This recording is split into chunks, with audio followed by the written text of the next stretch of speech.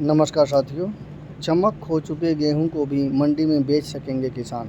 जी हाँ, ये बहुत ही अच्छा फैसला लिया गया है चंडीगढ़ से। वर्षा से प्रभावित गेहूं बेचने के लिए मानकों में केंद्र सरकार ने दी ढील और हरियाणा सरकार ने पत्र लिखकर मानकों में छूट देने का किया आग्रह। देखिए, हरियाणा बहुत छोटा राज्य है और इसके बावजूद भी बहुत अच्छा रिजल्ट खेती के मामले में देता है। इस तरह से मिलेगी राहत। कैसे वो राहत दी जाएगी? गेहूं में लस्टर, लाश, चमक की कमी की सीमा 70% तक बढ़ाई गई। सिकुड़े व टूटे दानों की सीमा 6% से बढ़ाकर 15% की गई।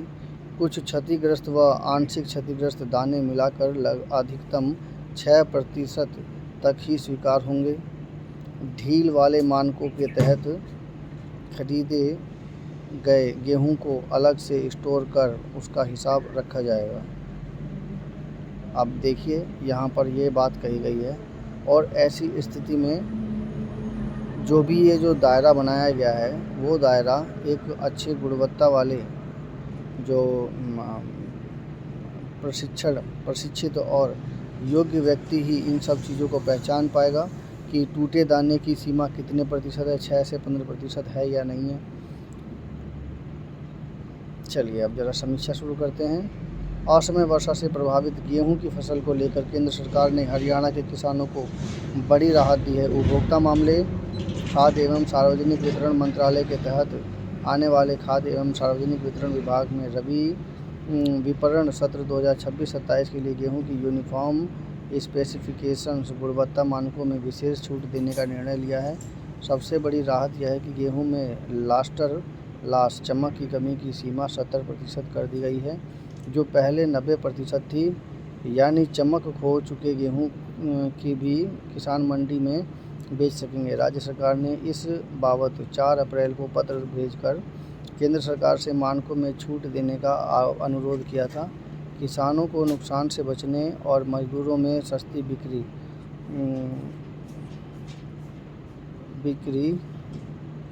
के उद्देश्य से यह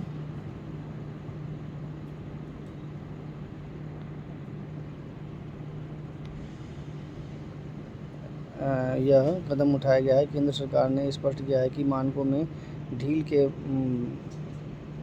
के कारण खरीदे गए गेहूं की गुणवत्ता में भंडारण के दौरान किसी भी प्रकार की गिरावट की पूरी जिम्मेदारी राज्य सरकार की होगी। इसमें जुड़े वित्तीय और संचालन संबंधी प्रभावी को भार की राज्य की ओर उद्यान होगा।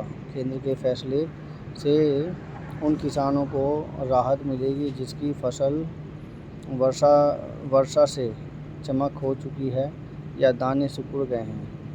अब वे अपनी उपज सरकार को बेच सकेंगे और उन्हें न्यूनतम समर्थन मूल्य का पूरा लाभ मिल पाएगा। तो इस प्रकार से ये जो चमक खो चुके गेहूं हैं वो भी मंडी में बेचे जा सके हैं।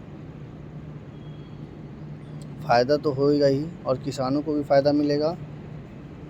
मेरी समीक्षा कैसी लगी कृपया कमेंट कीजिए, चैनल को सब्सक्राइब कीजिए। धन्यवाद।